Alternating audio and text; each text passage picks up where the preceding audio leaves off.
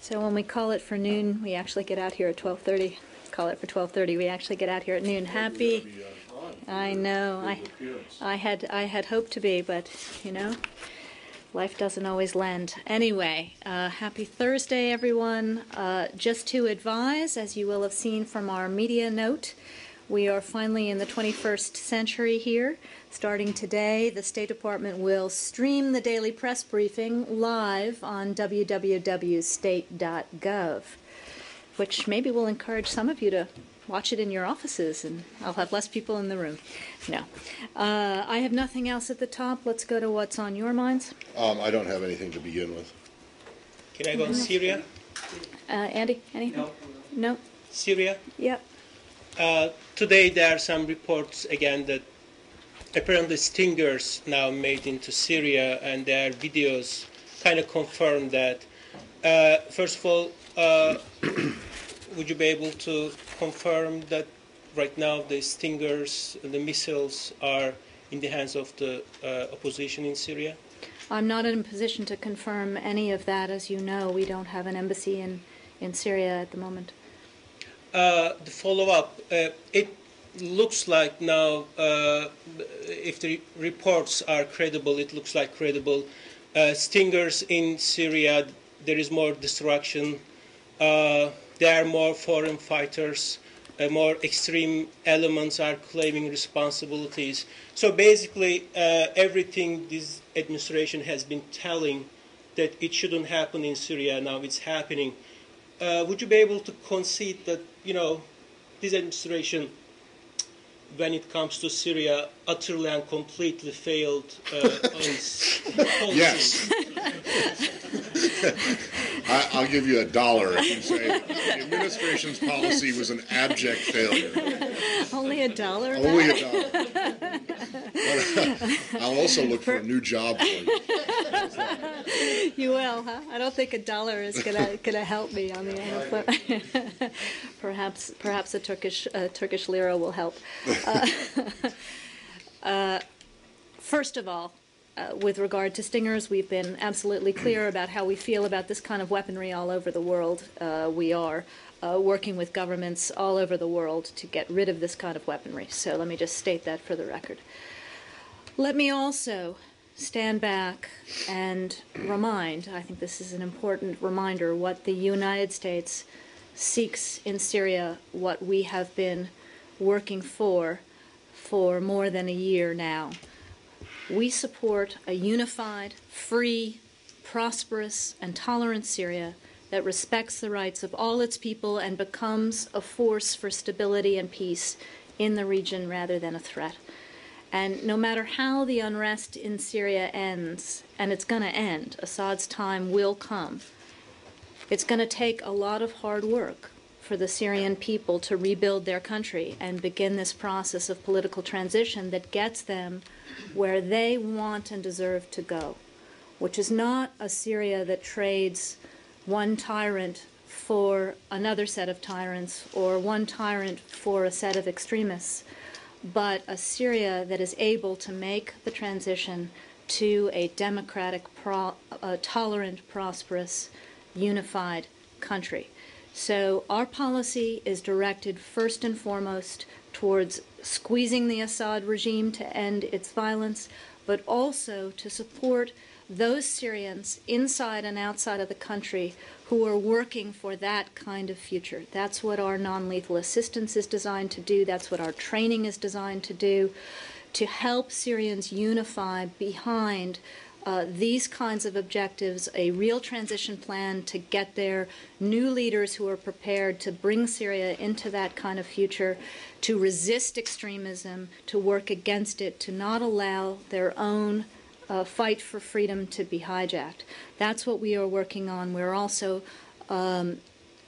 supporting Syrians in preparing accountability cases against anybody with blood on their hands from any side.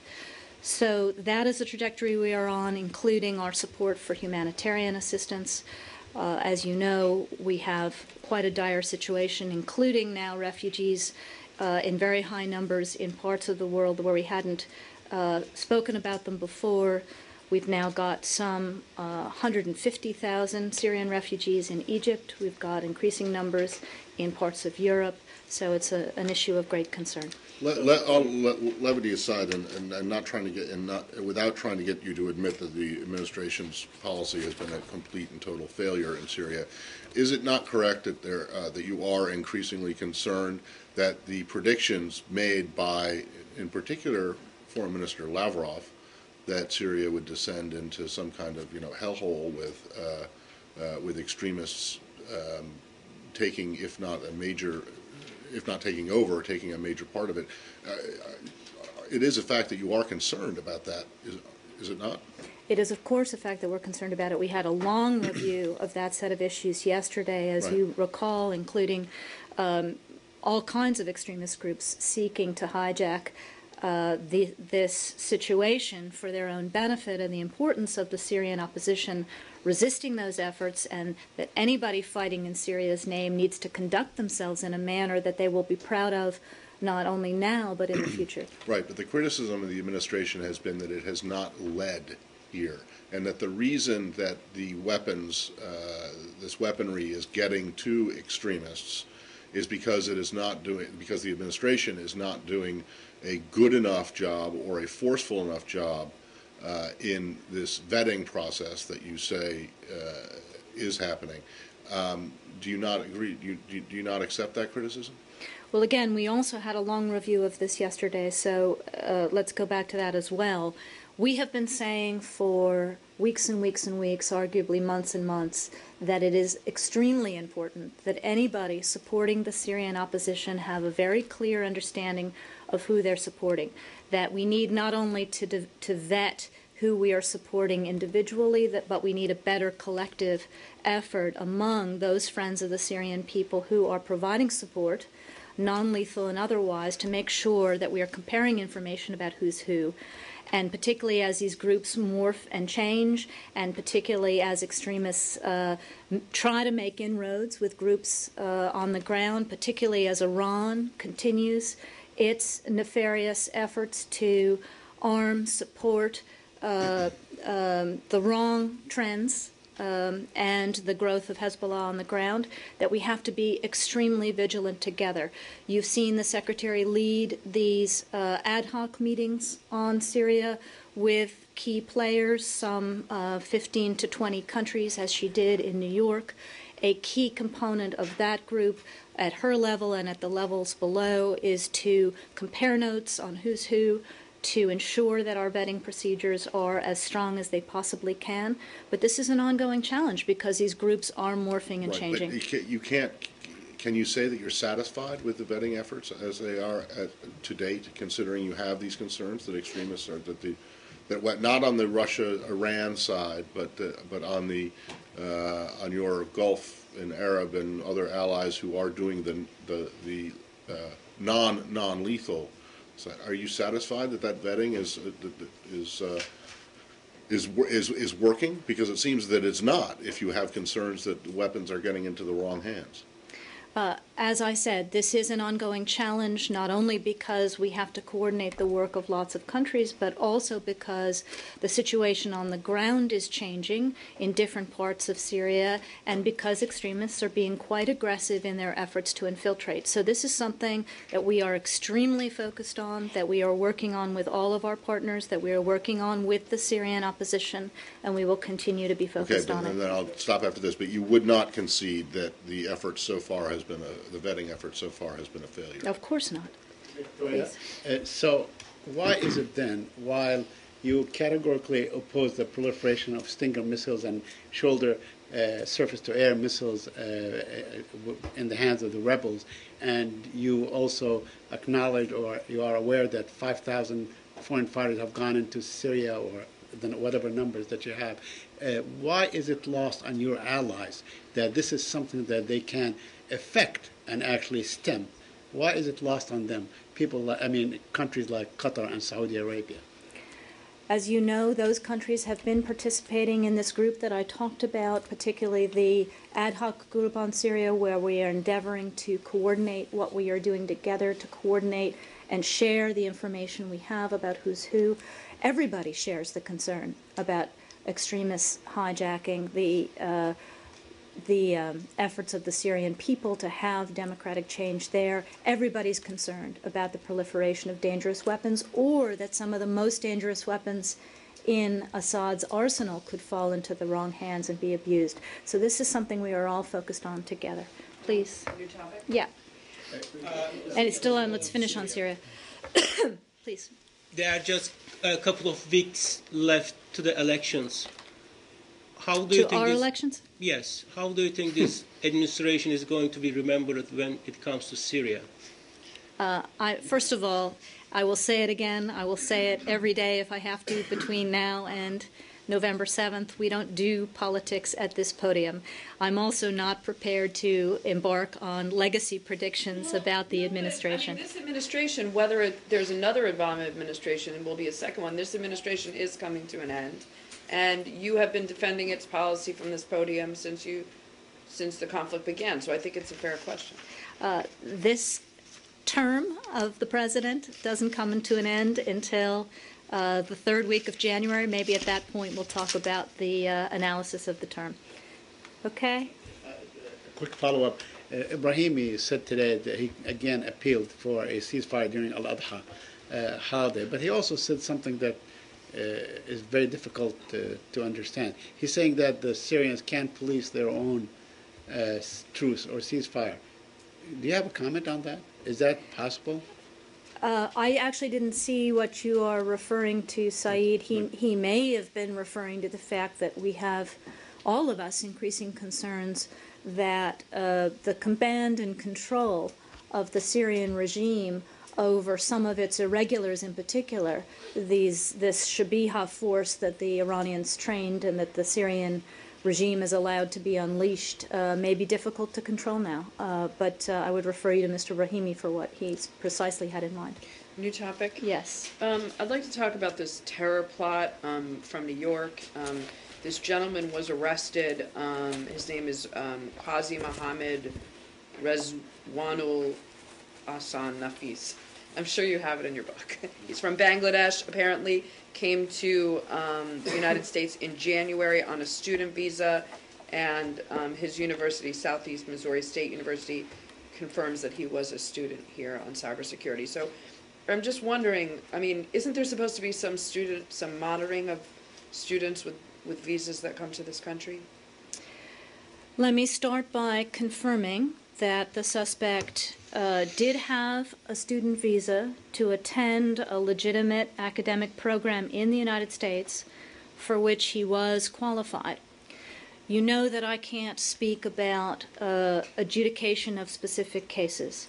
What I can do, though, Elise, is step back and remind you about how every single one of these visas is adjudicated overseas and give you some of the backdrop on that. Visa decisions are made in accordance with applicable law and department regulations. Each case is looked at on a case-by-case basis, taking into account all of the information contained in the U.S. government databases and in consultation with other government agencies. This includes the database that we maintain known as the Consular Lookout and Support System, or the CLASS system, which contains records on those who may be inadmissible into the United States. The majority of entries into the CLASS system come from other agencies, and they also include fingerprint records checked against the Department of Homeland Security and the FBI's databases. Our agencies are constantly adding more information to CLASS. It includes currently about 39 million records. So without speaking about the specifics of this case, let me reassure you that all cases are checked against this, but it goes to the question of what existed in our databases. I understand, but about not talking about the adjudication of this guy's visa, I mean, this guy was arrested for a terror plot against this country, so I kind of think his privacy issues on how his visa would be adjudicated would be forfeited, don't you think?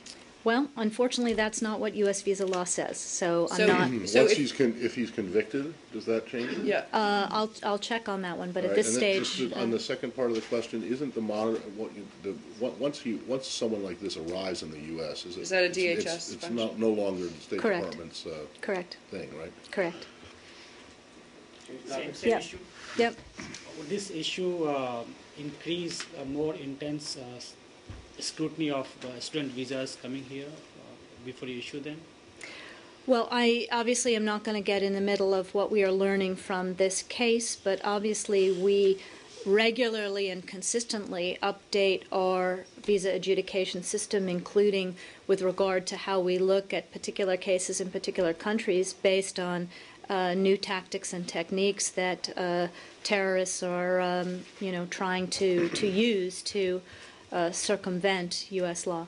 Have you also received any communication from the government of Bangladesh, because their parents are saying that their boys, he was not like that, he was not a terrorist? Generally, we would only get involved in such a thing if it comes to the issue of consular access for the home state authorities. Frankly, I don't have any. If you're asking whether the Bangladeshi governments had access to him, I can take that one. I don't have any information with regard to it.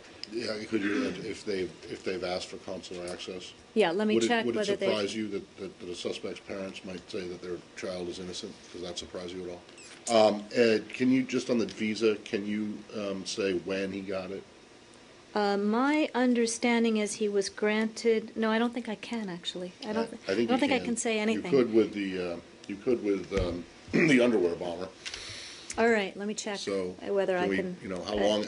Basically, how long ago? How long had he been in the? That might be a DHS thing. But when did he apply, and when was the visa granted? Let me check what I can say about that. But certainly, with regard to the date that he entered the country, that would be a DHS question. Well, but why could you talk about the adjudication of? Did you not talk about the? I can't remember, but did you not talk about the adjudication of the underwear bombers?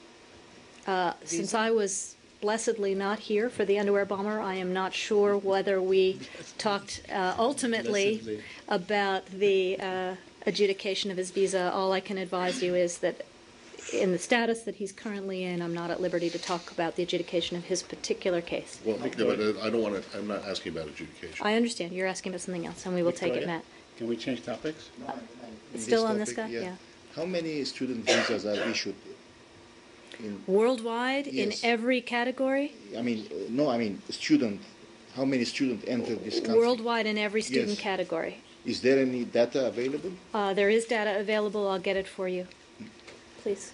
Yes, change topic, Israel. Yes. Yesterday, you stated clearly your opposition to settlement activities, but it seems a few hours thereafter, the Israeli government announced that it will build 800 new settlement homes in Gilo or Beit Jala. Do you have any reaction to that? Beyond saying that our settlement policy hasn't changed, nor has our clarity in our conversations with Israel with regard to it changed, I don't have anything new for you, Saeed. Okay. Also, on the issue of the Palestinian activities at the UN, I spoke with the Palestinian ambassador today, Riyad Mansour, and he assured me that he does feel that only two countries, Canada and Israel, categorically oppose Palestinian non-member observer or member observer status at the UN. That your position actually is not so, so strict. And what we said here at the podium yesterday didn't resonate with him? I think it does, but he says that he did say that. So Well, your thank you for position getting still in the stands. middle of our diplomacy with the Palestinian authorities here in the States. I will register your concerns with the appropriate folks. But I mean, are you opposed to full recognition or even observer status? We've been very clear that Nothing at the UN. we don't think anything at the UN to enhance status is going to be productive. Just two quick, or one quick follow-up on that. Do you know if, in your conversations with other countries, particularly the Europeans, have you been making it clear to them what your position is, and suggesting that they join you in opposition to anything that the Palestinians might do? We've been in that? absolutely clear. I mean, this is among the reasons that we work in quartet format is to Right. maintain lashed up with the But Europeans. so Europeans are aware Of course. of your position on Of this. course. And then just the last one on this, when I asked yesterday, and you said, I asked if you had made it clear to the Palestinians that there would be ramifications to a move like this. Can you say specifically what those ramifications are, at least the legal ones, not policy ones that you might change, but legal ones in terms of what it might mean in terms of aid, what you would be obligated to do under laws passed by Congress? I don't have a full list of the laws here, Matt, but as you know, we have statutes on the books which require us to cut off U.S. funding to UN organizations if the status of the Palestinians is enhanced. Right. Okay, maybe a little bit more clear. What would be the ramifications for the Palestinians themselves? In other words, is there or are there provisions that would actually punish the Palestinians and not the UN or not UN agencies?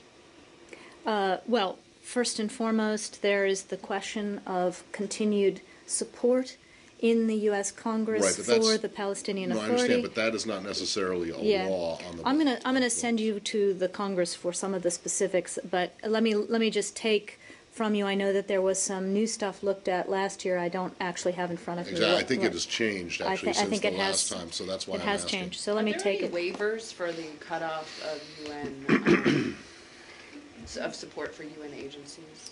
Well, as you know, a waiver was something that the administration had sought, but we have not yet achieved that with the Congress. Just to follow up before we go to another topic, have you had a chance to look at the Levy report that we spoke about yesterday?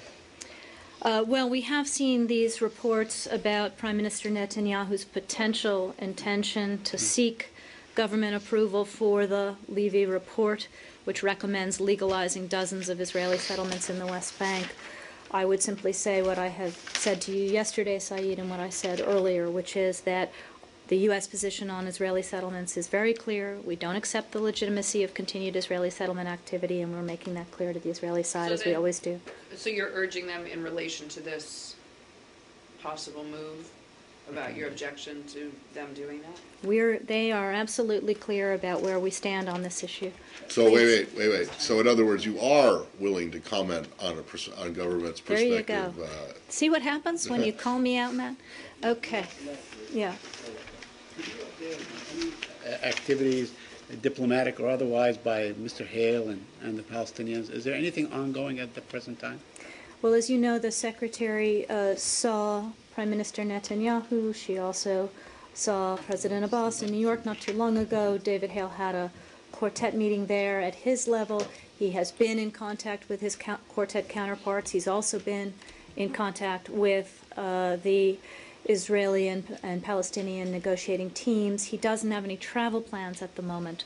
I'll let you know if that changes. Thank you. Victoria? Yeah. U.S.-China. Yes. We know that recently a Chinese company, Sanyee Corp, was blocked by President Obama's executive order to buy 4 wind farms in Oregon on national security grounds. This is the first time for a U.S. president to block foreign buyers on national security ground. And now the Chinese company is suing President Obama here in the court in the District of Columbia. What's your comment on this? I'm wondering. How do you think this will impact U.S.-China economic and trade relations? It sounds like I don't actually have anything on the wind farm case, but it sounds like this is something that is being addressed to the White House, so I'm going to send you there. Because some people say this may not seem to be an isolated incident if you look at a congressional report that singled out 2 Chinese telecommunications companies saying that they might be spying on U.S. networks. And in fact, Reuters report yesterday saying that a White House-ordered review has not found actual evidence of those 2 Chinese telecommunication companies to spy on U.S. networks on behalf of the Chinese government. So do we see a trend here? Should the Chinese investors who want to invest here in the United States be concerned in any ways? On the cyber issue, I'm going to send you to the White House. I think they have some comment on that today. Please, behind you. Yeah. Yes, I was going to ask. So, Is it the As we same know, set of questions? Sort Yeah. of, but Yeah. you know, there are some issues about the Chinese companies ongoing recently. So I'm wondering, what would you say to the thousands of Americans who are employed or who will be employed by those Chinese companies if those companies are blocked by the U.S. government, or they are prevented from operating to their full capacities in the States? Well, I'm not going to get into hypothetical action which may result or may not result in impacts on U.S. workers. I'm just not going to. And Well, but wait, also- it's not hypothetical. The sale of the wind farms was blocked. That's Right, not but she's hypothetical. talking about, I understood your question to be Americans currently employed by Chinese companies who may have to close down versus prospective sales and prospective employment. And also, No? there are a lot of Chinese investments in the States. And I think those cases may scare them away or make them concerned about their investment in the States. You know that all of us support, and from the president on down, increased two-way trade based on fair rules of the road and a legal playing field between the U.S. and China. That's good for the U.S., it's good for China, creates jobs in both countries. The question is simply ensuring that the playing field is level, that the U.S. Companies have the same access to the Chinese market as Chinese companies have to the U.S. market, and that the way companies conduct themselves is appropriate and is legal inside the United States. So those are the issues that we work on in our strategic and economic dialogue with the government of China, the bilateral forum that the Secretary of State and the Secretary of Treasury run together to work through these issues, including, as I said a couple of days ago, the issue of cybersecurity and appropriate ways to deal with our need for transparency, rule of law, well-understood rules of the road on these issues. And You were saying, Victoria, recent incidents are isolated incidents, and Chinese investors should not be discouraged or concerned about investing here in the United States. As I said, we strongly encourage strong two-way trade. I'm getting the high sign from Courtney because the Secretary is about to give her speech. also Let me just let Lalit have his The yeah. president of Afghanistan today said that the presence of foreigners in Electoral Complaints Commission, he was mentioning to the members from US, is in conflict with Afghanistan's sovereignty. Do you agree with his views? And if yes, means would US consider pulling out its members or asking other foreign members in this commission to not be part of it? Well, first, let me just repeat what we've been saying, which is that it is Afghanistan and Afghans are responsible for their own elections. Our efforts are designed to support what Afghan electoral authorities themselves are leading, which is to try to build the strongest possible electoral system to minimize electoral fraud through all kinds of measures, including training, public information, domestic observation, and improved ways to identify eligible voters. So we will obviously be governed by the Afghans themselves in terms of the kinds of support that they need from the international community, that they'd like from us. We just share the goal of having the strongest possible elections in 2014 when they come around. Thank you all. And one,